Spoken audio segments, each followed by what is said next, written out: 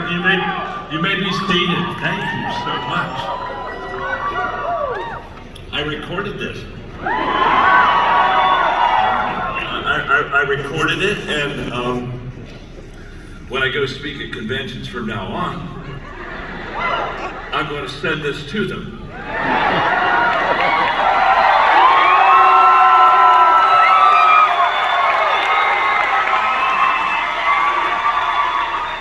I'm going to send it to them and say, now, this is how the Great Awakening greets me.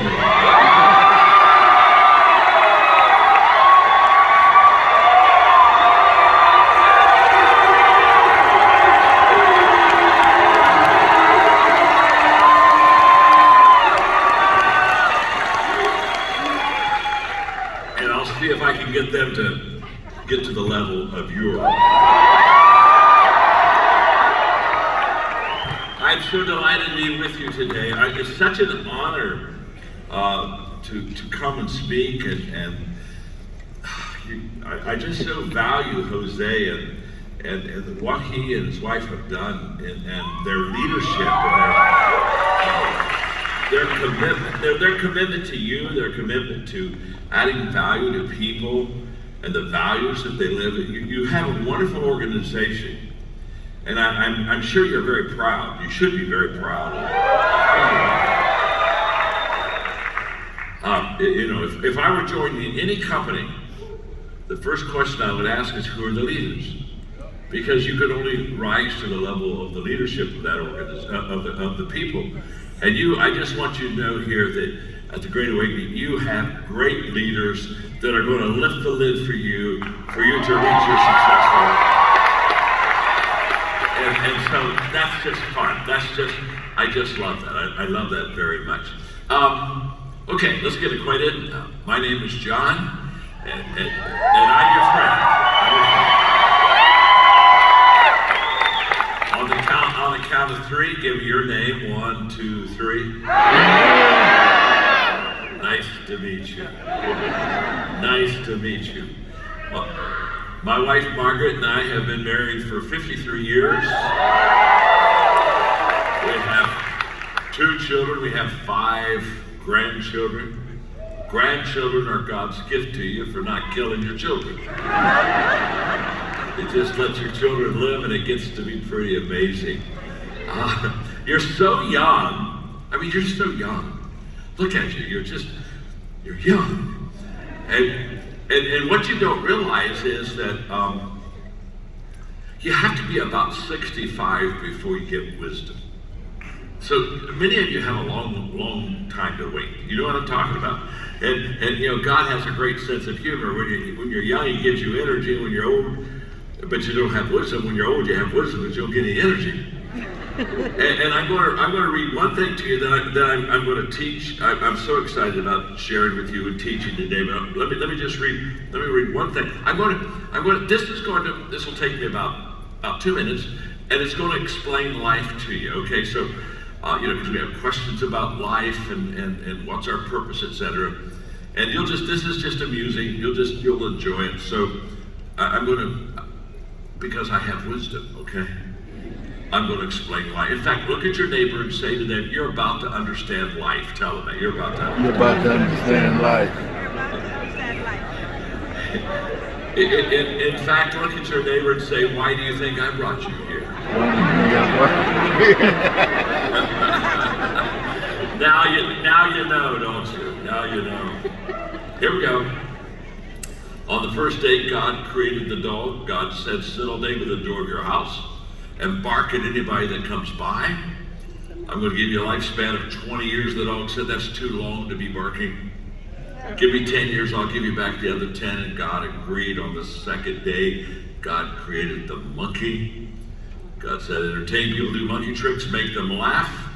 I'll give you a 20-year lifespan. And the monkey said, how boring. Monkey tricks for 20 years? I don't think so. The dog gave you back 10 years, so that's what I'll do too, okay? God agreed. So on the third day, God created the cow. God said, you must go out in the field with the farmer all day long, suffer under the sun, have calves, give milk to support the farmer. I'm going to give you a lifespan of 60 years. Cal said, that's kind of a tough life you want me to lead for 60 years. Let me have 20 and I'll give you back the other 40. And God agreed. So on the fourth day, God created man. God said, eat, sleep, play, marry, enjoy your life. I'm going to give you a lifespan of 20 years. The man said, what? Only 20 years? I'll tell you what, I'll take my 20, add the 40 the cow gave you back, the 10 the monkey gave you back, the 10 the dog gave you back. That makes 80 years, okay? God said, you've got a deal. So that is why, here comes the wisdom. That is why for the first 20 years we eat, sleep, play, enjoy ourselves. For the next 40 years we slave in the sun to support our family. And then for the next 10 years we do monkey tricks to entertain the grandchildren. For the last 10 years, we sit on the front porch and we bark at everybody that goes by. We just had life explained to you.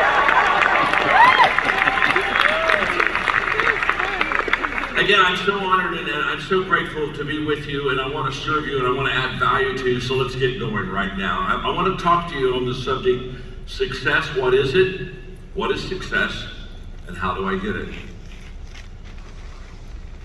If I came down off the stage, and I won't come off the stage, I won't get out of the lights, but if I came down off the stage and I could talk to you just individually, and if I asked you if you wanted to be successful, every one of you would say, yes, I want to be successful. That's why you're part of this organization. But then if I asked you to define success, there would be dozens of different answers in this room of what success is, because success is highly subjective. And success means one thing to one person. The person sitting beside you, that may not be their definition of success at all. So what I would like to do is I would like to, first of all, because I have lived it, studied it, spent time with successful people, I would like for, I don't know, maybe 15 minutes to just kind of define what I think success is. And the reason I do that is because if you have a good foundation of what success is, you're going to be able to build a lot quicker and a lot higher. And you're just going to do success a lot better if you have a good starting point, if you have a good foundation. So let's go. I think success is three things. First of all, I think success is knowing my purpose in life. That's where it begins. There are two great days in a person's life. The day they were born, and then the day they discovered why. Now, we all have the first one, we were all born. But to discover why, to find our purpose, that's a very important day. And what I found is that when people find their why, their purpose, they find their way, their path.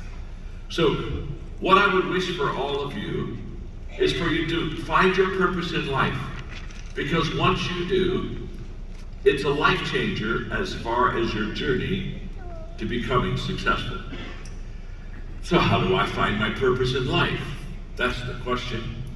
There are two paths that you can take. One's about 75% accurate, the other's 100%.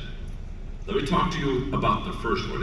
It will not always get you to your purpose, but this path most of the time will. The first path I want to talk to you about very briefly is passion. Passion is the great energizer. And when people find something that they're passionate about, so many times they find their purpose. Your passion, what you love to do, and your purpose, what you're called to do, many times, most of the time, they match. Not always, but most of the time. So when people are saying, John, I'd like to find what my passion is or what my purpose is in life, the first thing I say is, well, talk to me about what you love, what you do. Because what's beautiful about passion is it provides energy. And energy allows us to overcome adversity and difficulties and failures and setbacks. It keeps us going. And so it's a very important part of us fulfilling our purpose in life to have passion and energy. I'm 75. And people come to me all the time. They'll say, John, when are you going to retire? And I look at it and I said, well, I'm not going to retire. And they said, well, why aren't you going to retire? Then they kind of feel sorry for me, and they'll say, are you okay? I mean, do you have enough money? Are you all right? I smile and say, I'm okay. I've got enough money. I've sold 36 million books.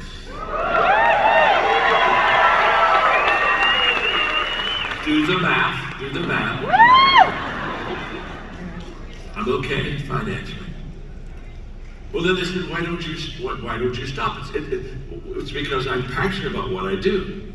I got it. I left my home in South Florida this morning, got on my plane, and I came here, and I'm all excited about it. I mean, on the way over, I'm writing a book, and I'm thinking about you, and I'm thinking about, I get to add value to you. I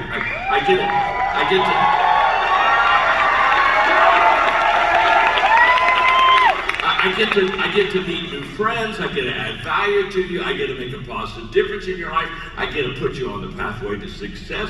I mean, think about it. What better thing could I do today than be with you and add value to you? I'm passionate about it. That's what keeps me going. This is very important.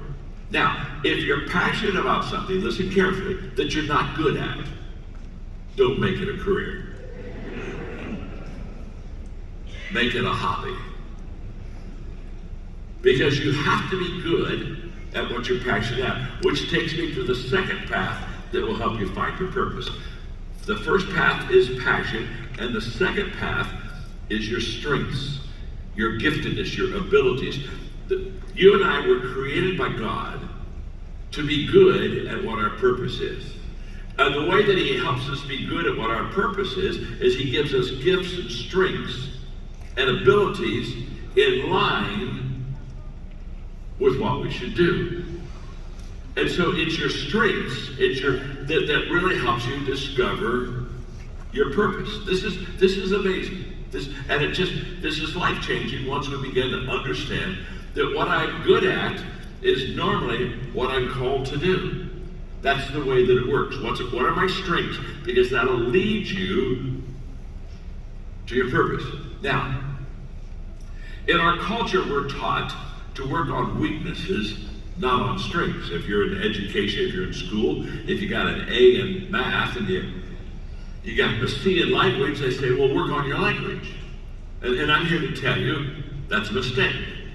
I'm saying if you got a C in English or language, just thank God that you got a C. You probably deserve a D, I don't know. But here's what I know. Don't miss this. In the area of giftedness and abilities, you can only increase two numbers. Don't miss this. So let's say from a 1 to a 10, I have a weakness. I'm not very good in an area. So whatever. Maybe I'm a 3 out of 10. I'm pretty low. I'm below average. I'm a 3.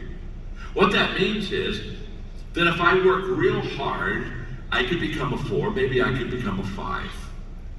And 5's average.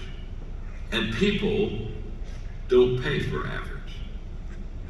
You'll never be successful being average. If you want to be successful, you have to get into the top 20% of your vacation. If you want to be very successful, you have to get into the top 2%.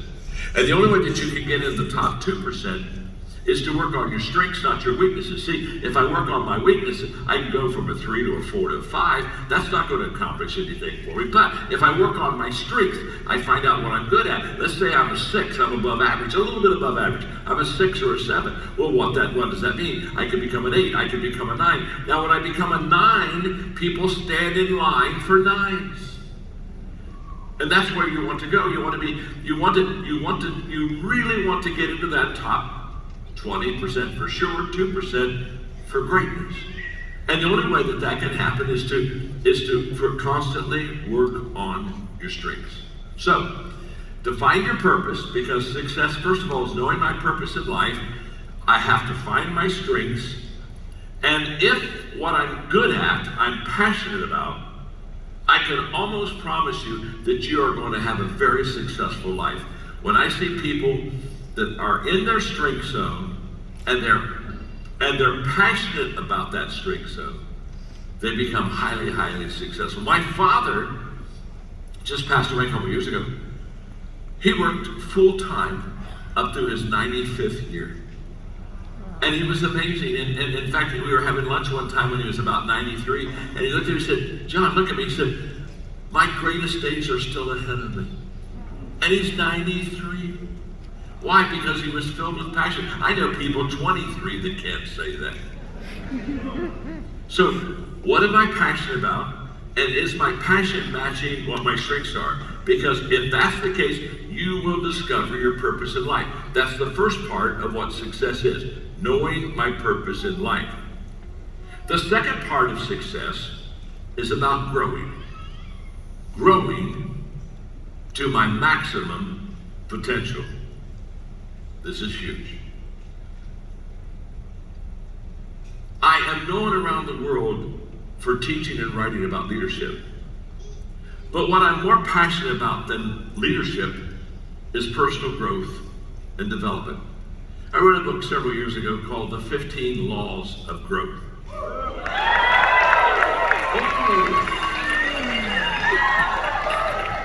Some of you have that book. Bless you, bless you, bless you.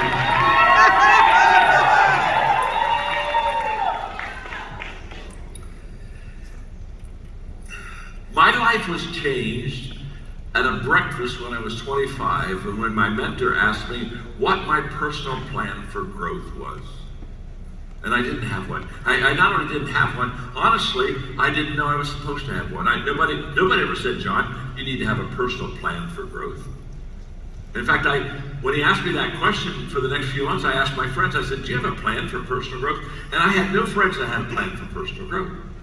But that day at breakfast, my mentor said to me something that was just life-changing to me. He said, John, growth, personal development, getting better is not automatic. You don't automatically get better.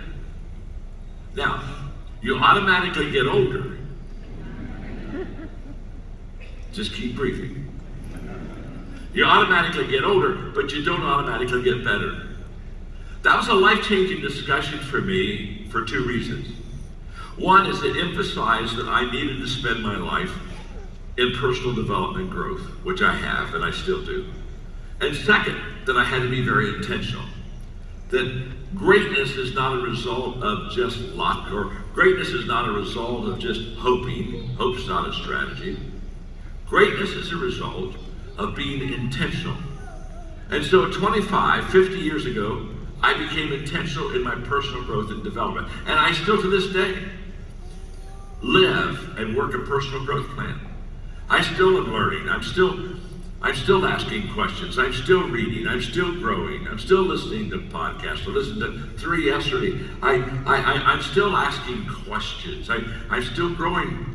And I'm so excited because as I'm growing, I'm still learning. And as I'm learning, I'm still teaching. And I'm teaching more. And I'm writing. And I'm writing a book right now. And I've written 86 books. And somebody asked me the other day, the lady said, she said, John, you've written more books than I've read. But it's because I'm always learning and I'm always growing. I mean, I have a personal growth plan now. In fact, I was at a convention, I was signing some books, and a guy came up to me and he said, what is your personal growth plan? And there was I had maybe just a minute before I had to go do something else. And so I thought, well, he wants to know what my personal growth plan is. So I'll very quickly share it with him, and I did. And I'll never forget, when I finished sharing with him my personal growth plan, he just looked at me and said, well, I don't like your plan. I said, okay. I said, what's your plan? He said, well, I don't have one. I said, I like mine better. I like mine better. And when we get into how to become successful, I'm going to help you. I'm going to give you some amazing insight on areas that you need to personally grow in so that you'll be highly successful in this business. But for the point right now, it's very simple. Success is growing to my maximum potential. The only guarantee that tomorrow is going to get better than today is that you're growing today. And if you're growing, and if you're learning, and if you're expanding your mind, you're practicing, you're developing, I promise you, the future is going to be extremely bright for you. So you want to make a commitment to personal growth. So success is knowing my purpose in life. It's growing to my maximum potential. And it's one more thing. It's sowing seeds that benefit others. Success is not just about me.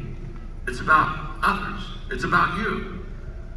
You see, when I think of success, I think of what I have, my assets, my homes, my car, my plane, my stuff, my net worth. That's my stuff. And I know a lot of successful people, but listen very carefully. Many of the successful people I know, they're not happy at all. And the reason they're not fulfilled and the reason they're not happy is because they've lived their life for themselves. They have unintentionally been selfish. So it's all a bit about them and what do I receive. You see, success is sowing seeds that benefit others. I'm a seed sower. That's what I'm doing today. I'm sowing seeds in your life. I'm sowing seeds of principles and truths on success, and I'm planting them in your heart. I'm a seed sower. You see, most people, they're more concerned about the harvest they reap than the seeds they sow. Most people, when they get up in the morning, they say, what am I going to receive? I wonder if somebody's going to do something good for me. It's all about them. I'm exactly opposite. I understand that if I just sow seeds every day in the lives of people, the harvest comes back to me automatically. And it compounds with consistency. Today at 75, I'm reaping all kind of compounding of success in my life. And it's absolutely, I started a coaching company 11 years ago. It's the largest coaching company in the world today. Now, how did that happen? Oh, we may have a couple coaches in here. Anyway, but how did that happen? How did we grow to the largest coaching company in the world in 11 years? It's because for 50 years I've been sowing seeds. I've been helping people. I've been adding value intentionally to people. It's not about me. It's all about you. So you see, selfishness is acquainted to personal success, but significance is all about others. And selfishness and significance are not compatible. And I want to encourage you in your life to know your purpose in life and grow to your maximum potential. But as you're knowing your purpose and you're growing to your maximum potential and you're building your business, and I'm pulling for you all the way, I want you to understand that you're to pass it on. God will only give to you what he knows will flow through you. And so my success today is being here with you and sowing seeds. I'm not worried about a harvest. I'm not looking for a return. I'm just giving because I know the return is automatic. Sowing seeds, you have to be intentional in. Seed sowing is not automatic. But if you sow the seed, the harvest is absolutely automatic in your life. That's who I am, and that's what I do. I constantly help people live a life of success so that they can be significant.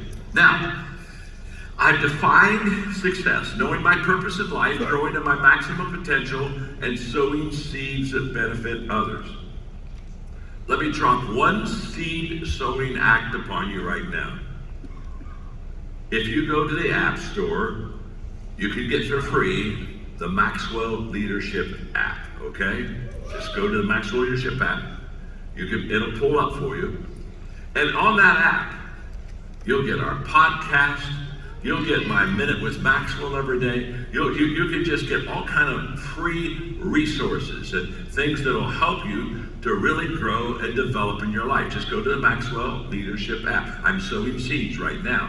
I'm sowing seeds in your life, and it's for you. You just pull it up, and every day comes Minute with Maxwell. Here you pull it up, and gosh, there comes another podcast. By the way, our podcast is the #1 leadership podcast in the entire world. We have over 25 million people. Okay, 25,000 people a day tune into our podcast. But it's free. It's just go to the Maxwell Leadership app. It's free. Now you'll also find as you explore that, I don't know, for something like $10 a month, you can get teachings from me. This gets huge. This gets absolutely huge. Where I'm teaching you for 3 minutes, and I become a long distance mentor through the app. But you look at the app, you figure how far you want to go. If you really want to be big time, you can get lessons from me every week, of which I will teach you leadership that you can turn around and teach your group leadership. This begins to be absolutely huge. I mean, so you go as far as you want to, okay? But what I just want to go to the Maxwell Leadership app, and I will promise you, I'll sow seeds in your life. Now, okay. How are we doing? Are we learning something? Here we go. Now, remember, my name is John, and I'm your friend, okay? That's who I am. Now that we've decided that we need to grow to our maximum potential, we find a purpose. I've got to grow. And in my growth, I'm going to serve people, sow seeds, help people, add value. The question is this: in what areas do I grow? Because I don't have time to know everything. I don't have time to read everything. I don't have time to just every day consume material and hope that it helps me become successful. So what do I do? How do I make sure that what I'm reading, the people that I'm with, the questions that I'm asking, how can I make sure that they're going to help me to become highly successful? When I was in my 20s, late 20s, I asked myself that question. And the reason I asked myself that question is that I had a mentor named Les, and one day we were having lunch, and he had written 5 books. I had no intention at all to be an author. But I was asking Les, I said, Les, why do you write books? And he said, I write books to influence people in a positive way that I'll never know or I'll never meet. He said, my books go where I won't be able to go. And I remember when he told me that day, I leaned into him and I said, I'm going to become a writer. And that was the day I decided that I wanted to write books. I didn't want to write books to write books because I was in love with writing. I wanted to write books to help people like you that I had never met before. In fact, let me just show you what I mean. How many of you have at least one of my books? Now, the people that raised their hands are truly the great leaders in this room. Now, see, I just have proven my point. I started writing books to add value to people that I didn't even know. This is my first time to be with many of you. This is my, this is our first meeting together. But I've already been influencing you. I've already been helping you. I've already been adding value to you. So I said, if I want to add value to people, what are the things that they need to do to be successful? Remember, we've defined success. What is it? Now, how do we become successful? And I'm going to share with you 5 areas that you have to focus on to be very successful in life. And this is going to be so helpful to you, and that's why I'm so glad I'm here. And Jose, again, thank you for inviting me, and thank you for letting me meet your incredibly wonderful people.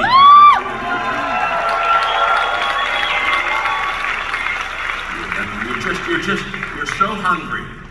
I mean, while I'm teaching you, I'm watching you, you're taking notes and you're leaning in. You're so desirous to do well in your life, and you're so desirous to succeed.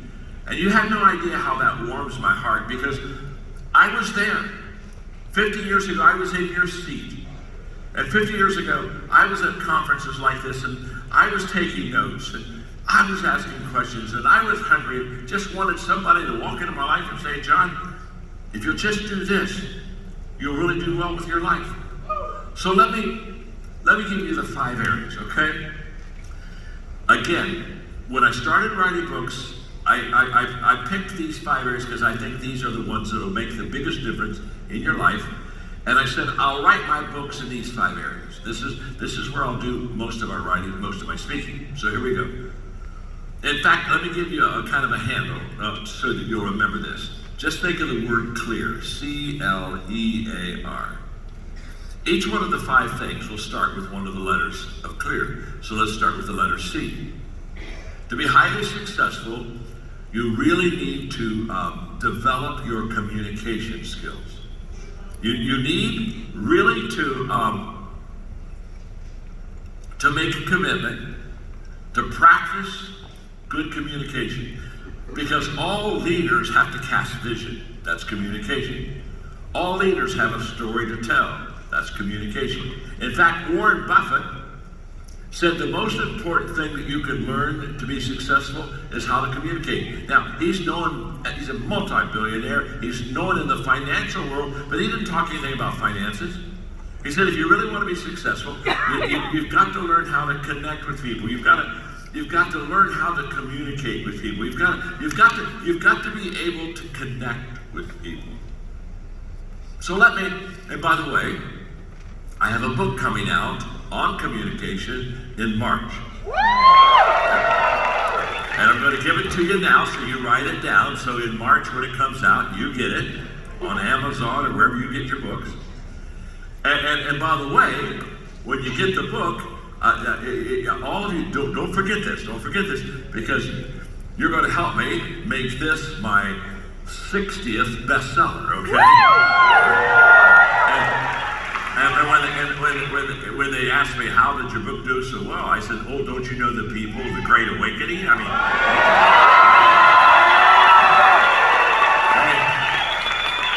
They brought it home.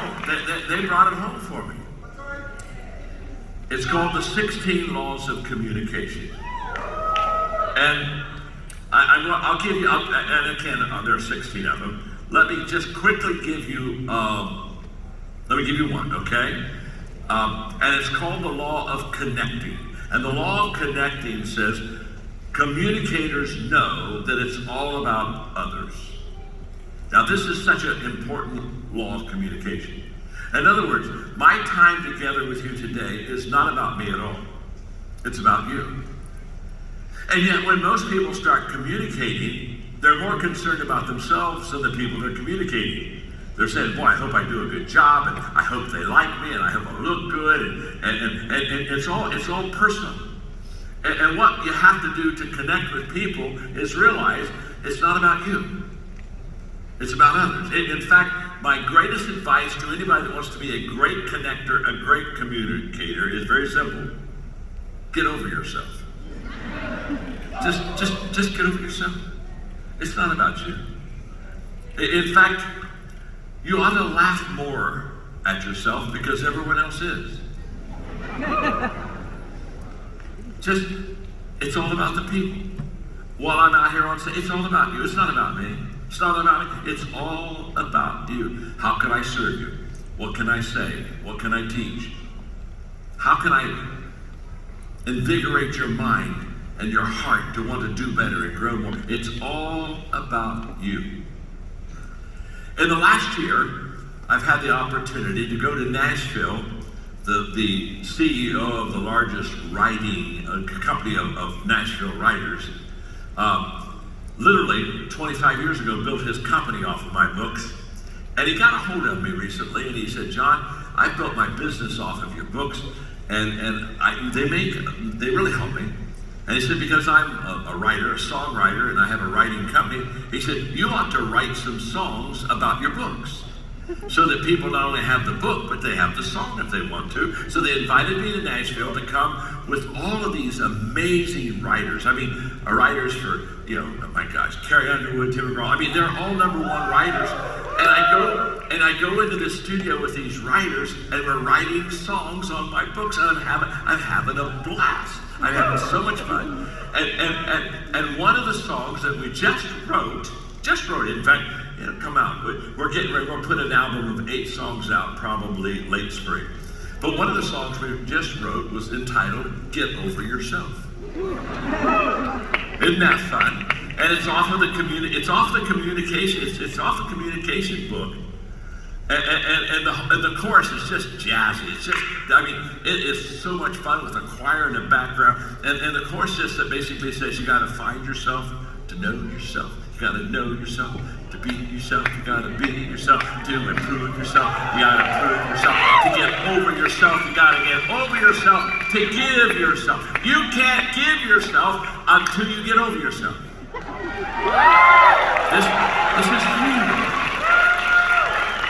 Oh, you wait till this song comes out. We'll be dancing and singing and learning all at the same time. It's going to be so much fun. But the point is, you can never give yourself to someone else until you get over yourself first.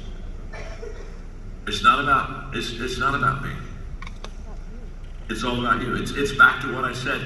Every day is a success if I'm sowing seeds.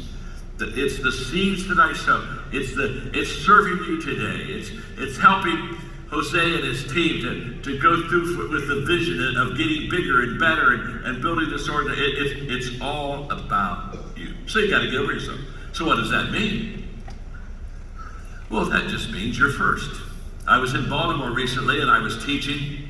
And they had a railing over in this area, and I decided to walk over there and sit down for a while and teach. And so I sat down, and I moved a little bit on the railing, and when I moved on the railing, all of a sudden I realized that there was like a nail in there or something, and my pants ripped. And it wasn't like a little rip, it was like a rip. And so I'm sitting on the railing, and I've got like 2,000 people, and I look at it and I said, you know what, my pants just ripped. And it just ripped. And so I think I'll just sit here and not move, and I'll teach from here. And I said, what I need somebody to do is to go get me a pair of pants, okay? So I gave the sizes. I said, well, somebody go, and some lady said, I'll go get some pants for you. And so she left, and everybody clapped for her. And so I'm now on the railing. I got ripped pants, but it's okay. It's not about me. It's all about them. Yes, sir. And then I decided to have some fun, so I kind of got off the railing, but never turned my back to them. I'm going back and forth like this, and we're all having a blast, and I'm teaching, and when it's all over, the break comes, and I got my new pair of slacks, and I put them on, and thanked the lady, and gave her some money, and off went. Now, let me it's just very simple. It's very simple. To connect with people, you have to find common ground. Agreement is essential. And the common ground I find is not my ground, it's your ground. So I'm quick to find out all about you. I wrote a book about, I don't know now, 9 years ago maybe, called Good Leaders Ask Great Questions. Mm-hmm. I want to tell you something. If you do not have that book, I would encourage you to get Good Leaders Ask Great Questions. Good book. And in that book, I talk about questions I ask myself, questions I ask my team, questions I've asked my mentors. Because you see, the quality of my questions determines the quality of the answers that I receive. So I'm going to ask questions. I'm going to always be where you are, because that's what good communicators come to you. They don't ask you to come to them. What do great leaders do? Great leaders, they find the people, and then they lead them. Great communicators, they find the people, connect with them, and then they cast the vision. Then they sell the product. Then they add value to them through the resources. But it's all about the other person. So that's communication. The ability to communicate in such a way that it connects with the people. So let's go to the letter L in clear. Remember, there are 5 things that you want to do your personal growth in. Communication is one. The letter L stands obviously for leadership. You knew that already, because I'm going as a leadership expert. In fact, recently our publisher just shared with me in the last few months that I have written more leadership material than any person that's ever lived in the history of the world.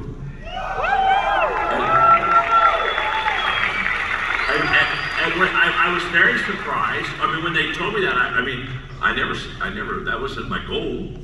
And I was very surprised. But then I got to thinking about it. It's really no big deal to write more leadership material than anybody's ever lived. The only thing that's required is you gotta be old. If you're not old, you can't do that, you know what I'm saying? So you gotta be old.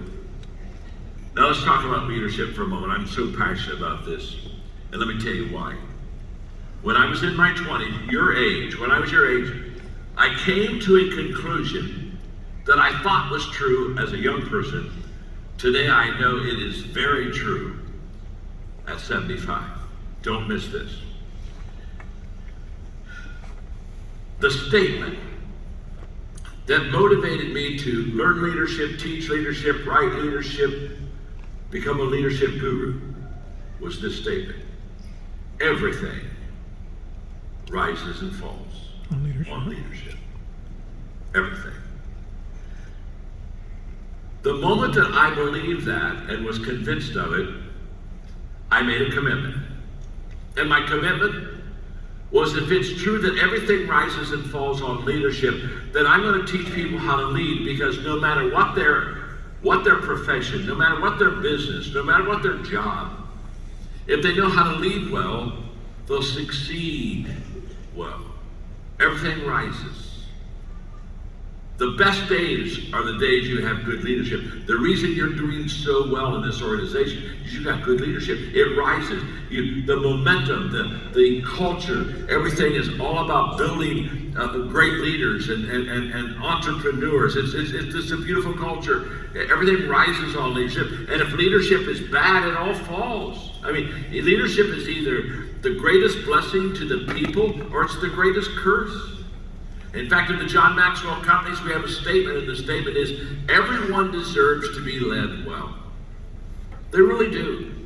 Now, I travel around the world. I travel internationally all the time.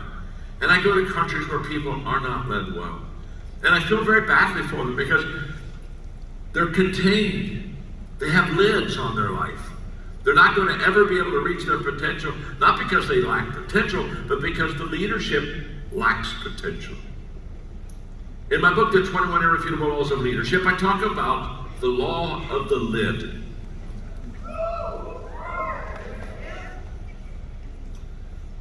And the law of the lid just simply says how well you lead determines how well you succeed. That's true. It's true in government, it's true in business, it's true in education, it's true in religion, it's true in everything, right? Now watch this. Let me illustrate the law of the lid for a moment. Let's use the scale of 1 to 10, okay? 1 being very poor, 10 being very good. Let's say I'm an average leader, I'm a 5. So this hand represents my leadership lid. This is how well John Maxwell leads. He's a 5. He's not a real bad leader, but he's not a real good leader. He's just in the middle. I'm an average leader. I'm a 5. That's my leadership skill level. That's my leadership ability level right there. I lead at the level 5. Now, if this is my leadership lid right here, this is how well Maxwell leads, then my organization, my team, my people, they will come under, but never go higher than a 5. I am the lid on the people I lead, and I'm on the lid on the team that I'm trying to build. If I'm a 5, my organization will just be a 4. And it doesn't matter what business you're in, I don't care. It works universally. I've taught this principle around the world thousands of times. It's a fact. How well you lead determines how well you succeed. Now, when I do Q&A sometimes, people will raise their hand, they'll ask me the question, they'll say, John, are leaders born? And whenever they ask me the question, are leaders born, I always give them the same answer. Of course they are. Think about that question. I've never met an unborn leader. And don't particularly want to either. Thank you very much. What they're asking is something very simple. When they say our leader's born, what they're really saying are there's some people when they're born, they have leadership gifts and skills, so they go to the front of the line, and some people, they don't have any leadership skills, so they go to the back line. That's what they're asking.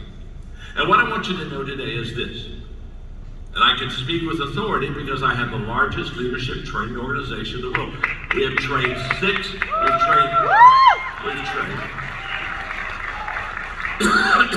Thank you. You're so good. You're so kind. I may take you on the road with me. It's about I may sit you in the midst of all those other people so you can teach them how to cheer and get excited.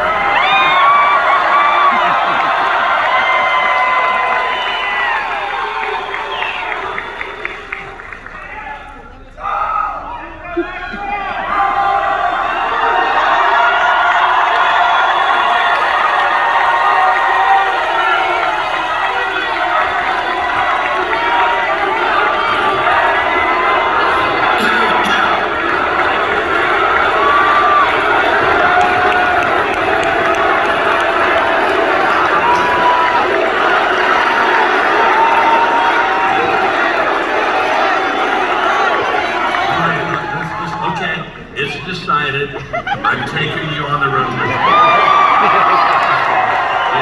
You just took me over the hump. Okay. Now here, I don't want you to miss this because we've trained 6 million leaders in every country in the world. We know how to train leaders. Now listen very carefully. You can learn to lead. If you do not have my book, Developing the Leader Within You 2.0, in that book, I talk about 10 things you want to develop in your leadership that'll make you a good leader. It's the best mentoring leadership book I've ever written. Developing the Leader Within You 2.0. You can learn to lead. Now, here's what I don't want you to miss. Back to the illustration visually. Are you ready? Yeah. I'm an average leader. From a 1 to a 10, what leader was I? Was a 5. You with me? Yeah. So if I'm a 5, what is my team? What is it? It's a 4. That's exactly right. Now, we've decided, though, you can grow and learn and develop your leadership skills. So watch what happens to the minute. I start really committing to personal growth and development and leadership, and I go from a 5 to a 6 to a 7.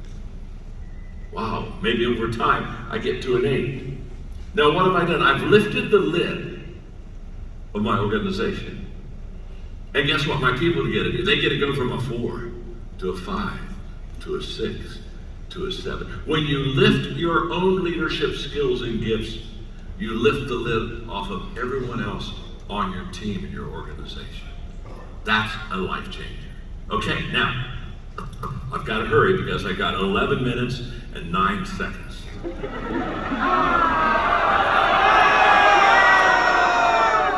Or we could just trash that timer.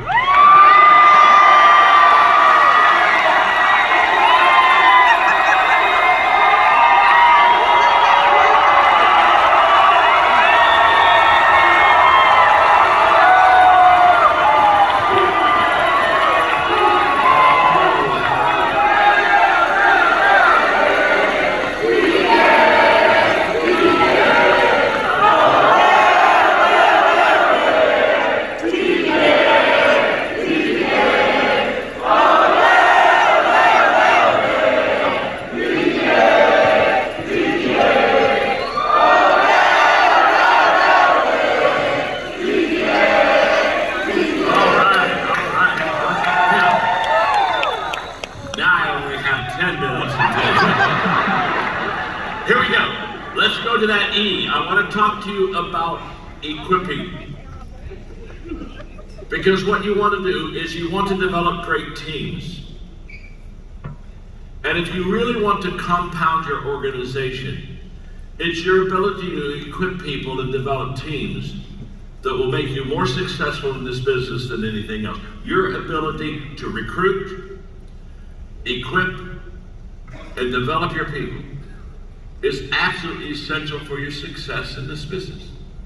So let's talk about it for a moment, because I'm so passionate about what happens when you understand that it goes beyond just developing yourself. So you see, again, if I could come off stage and I could talk to you and interact with you, and that would be so much fun for me to just personally get to meet every one of you. And you would say to me, John, I really want to succeed. How can I really succeed in this business? I would ask you two questions. And the first question I'd ask you is, what are you doing to develop yourself?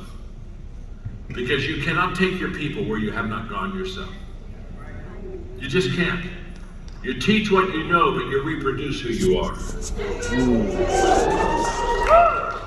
This is essential to your success. You cannot give what you do not have.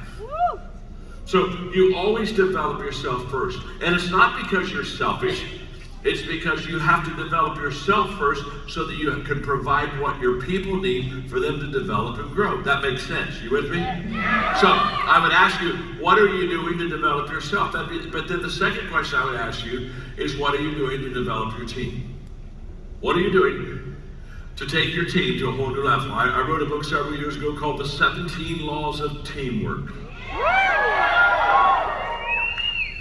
Laws such as the law of Mount Everest: as the challenge escalates, the need for teamwork elevates. Wow. Laws such as the law of significance: one is too small of a number to achieve greatness. So your success is going to be in developing and equipping people around you. Don't miss this.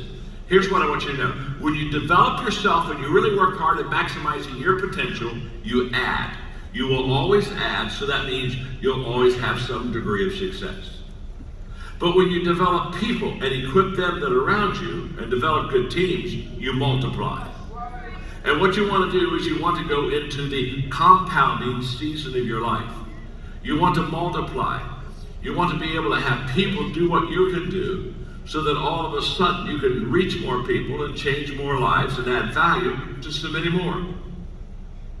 Now, in equipping, there's a part of my life that I do with equipping, and then it transfers over to empowering.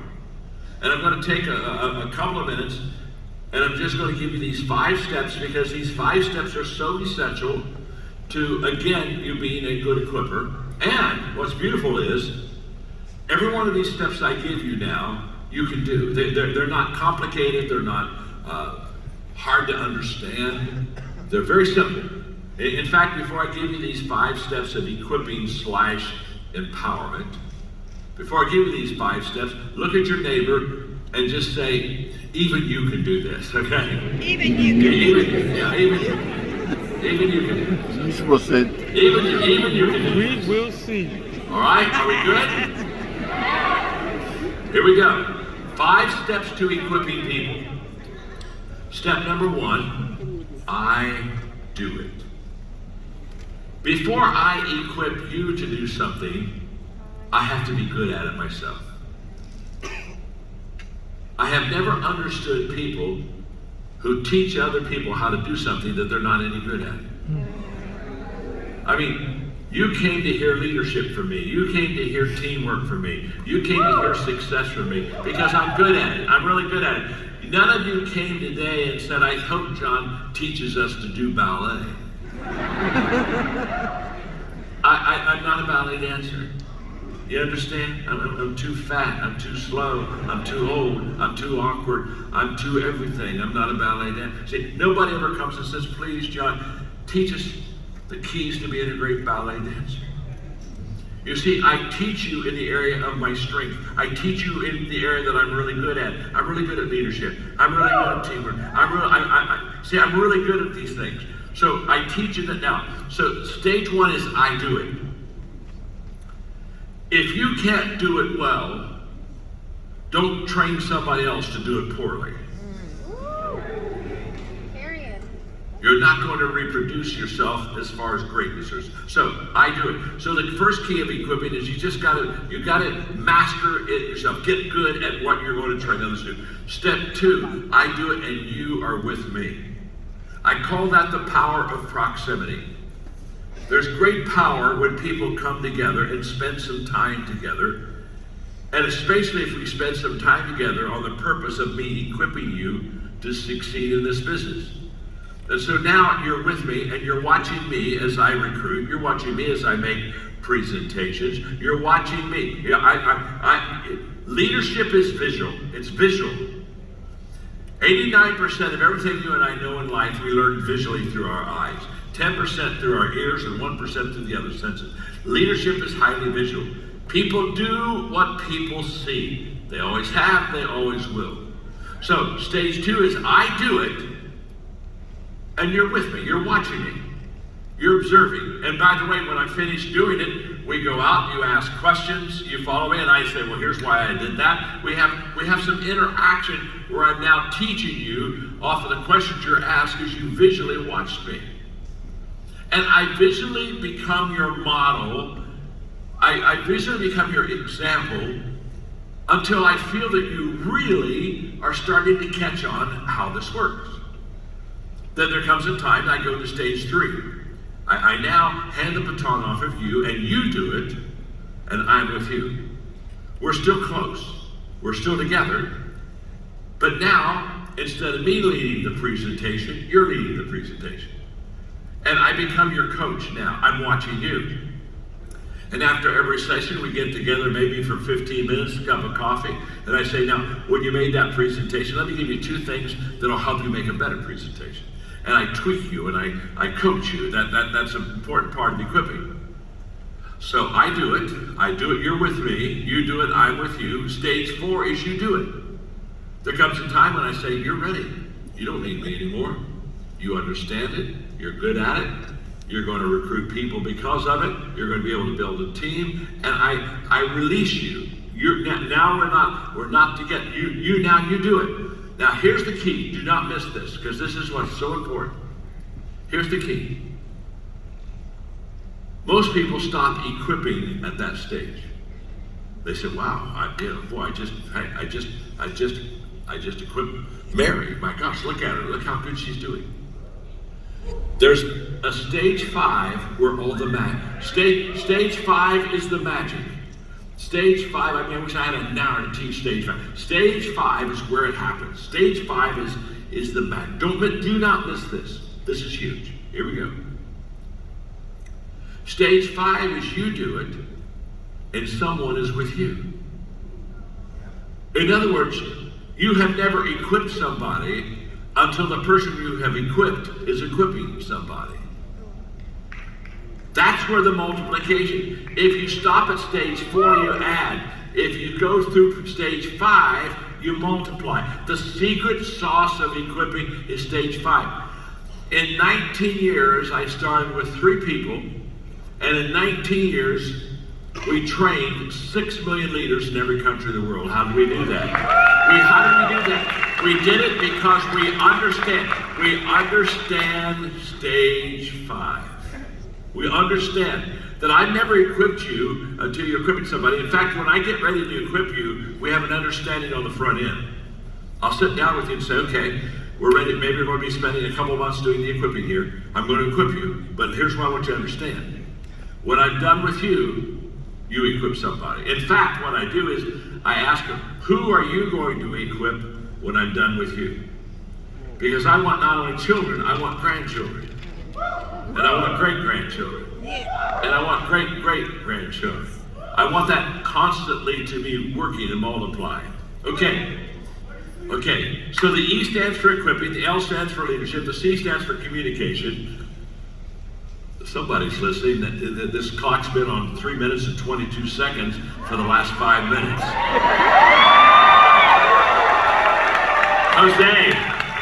Jose, you're a leader, buddy. You're a leader. You understand, friend. You got it worked out. All right. This will be the longest 3 minutes and 22 seconds in the history of the world. The letter A in clear. Communicate, lead, equip. Are you with me? Yeah. And by the way, the Maxwell Leadership app that you're getting always will be doing clear. Every week you get clear. Something on communication, something on leadership, something on equipping. The letter A is for attitude. how you and I think. Attitude is perspective. How I view things is how I do things. That's a fact. And so therefore, it's important to help people think correctly. And I want to say two things about attitude quickly. Number one is that attitude isn't everything, but it's the main thing. I want to have honesty with you. I'm your friend. My name's John. And you have to understand, I want to be honest with you, because there are motivational speakers that'll tell you, I hear them all the time, they'll go out and they'll say, attitude's everything. And whenever I hear them say attitude's everything, I'm going to say, no, my name's John. I'm your friend. It's not everything. Attitude can never replace competence. In other words, if you're incompetent, your attitude isn't enough.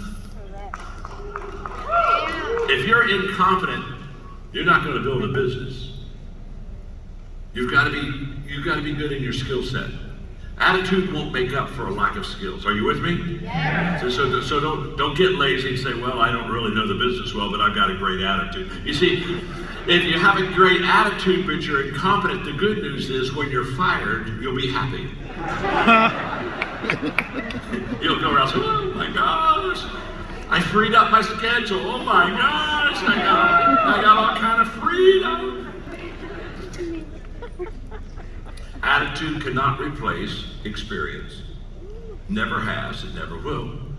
There are certain things you just have to experience and learn in life to just to get better. So what I want you to understand is attitude isn't everything. And so don't go so far with this. We're so big on this stuff. We write songs on it. We write songs,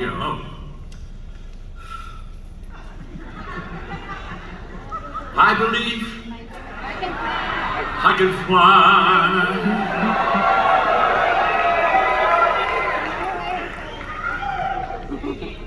No, you can't.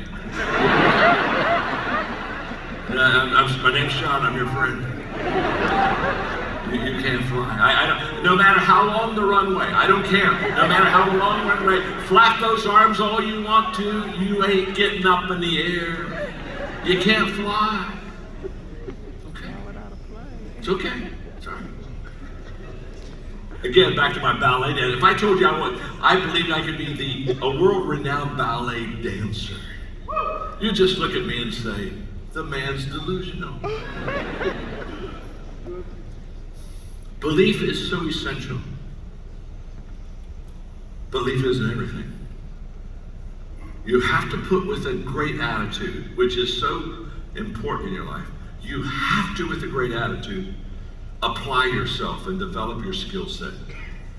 So many people, when they get on the attitude kick, I watch them and they kind of go around and they're happy, but they're never successful. And it's because they get lazy and they're undisciplined and they want to smile, but they don't want to work. They don't want to study. They don't want to prepare. They don't want to pay a price. The other thing I want to say about attitude is that your attitude is a choice. It's a choice. This is amazing. You get to choose your attitude. Something's so important in your life and you can choose it. Attitude is a choice. That's why, by the way, when people have a bad attitude, I never pay any attention to them. Sometimes when people have bad attitude, we all go over there and we say, oh, come on, it's going to be okay. You're okay. We love you. Let's hold hands. Let's sing Kumbaya. It's all right. No, if you got a bad attitude, I don't even want to be around you. I try to run through you as fast as I can. Because can I tell you something? You chose that attitude. You're totally responsible for it. I'm not responsible for it at all. Margaret and I were doing a seminar many, many years ago. In a Q&A, somebody asked us, she said, does John make you happy? I thought, that's a great question because I think I'm an amazing husband.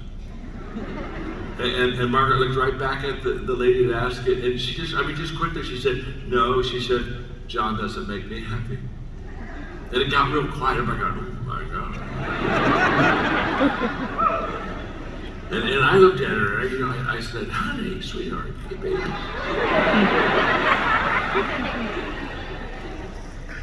Explain what you mean. Have you ever asked someone to explain something, and so they explain something, and after they explain something, you wish you would have never asked them to explain something?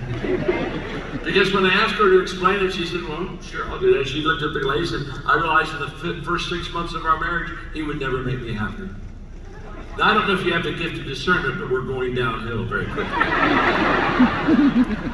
And then she said, because the first 6 months of our marriage, that's what I expected him to do, make me happy.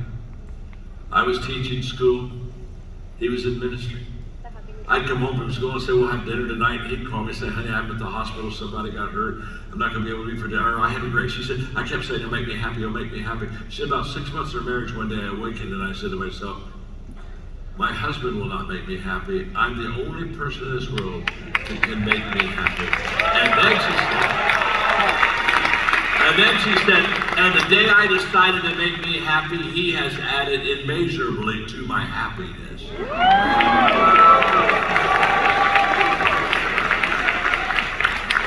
Attitude's a choice. The letter R in the word clear is all about relationships. It's all about relationships. Probably of all the quotes that I'm known for, the one I'm best known for may be this one. People do not care how much you know until they know how much you care. It's all about people. Stanford research says 87% of your success is people knowledge. 13% of your success is product knowledge. You're in the people business here. I know you do insurance. I got it. But you're not in the you're in the people business. People won't go along with you if they can't get along with you. So there's nothing probably more important than your ability to love people, care for people, have good relationships with people, serve people, intentionally add value to them. So as I wrap it up today, I want to again say, Jose, thank you for inviting me.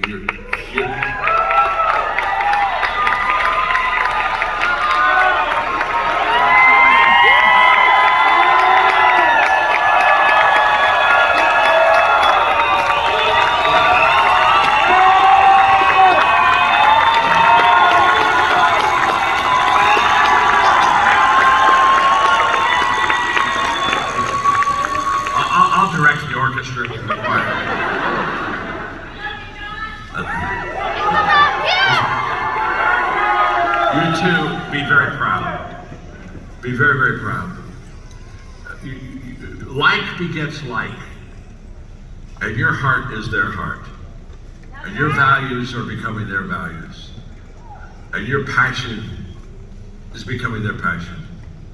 And your vision is becoming their vision. So be very proud. Everything rises and falls on leadership. And in this organization, it's rising.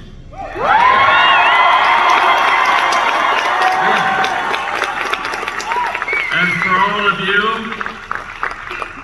I must honestly say you're the best crowd I've talked to today.